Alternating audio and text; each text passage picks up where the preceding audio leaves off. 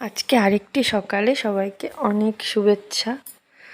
আজকে সকাল হলো আর এই যে চিনু শুরু হয়ে গেল সকালবেলা আদর খাওয়ার জন্য। বসা যাবে না, ওকে শুধু শুধু আদরই করে যেতে হবে, বসে বসে আদরই কোনো কাজকর্মে হাত দেওয়া যাবে না। তা আজকে সকালে ঠিক করেছিলাম, আজকে ছিল শুক্রবার, আজকে আমি ভেবেছি একটু সকালবেলা অন্যরকম কিছু বানাই। এগরোল বানিয়েছিলাম। এমনি রুটিটাকে আটা দিয়ে বানিয়েছিলাম, ময়দা দিয়ে আমি সব সময় করি না, বেশিরভাগ আটা দিয়ে আমি করি।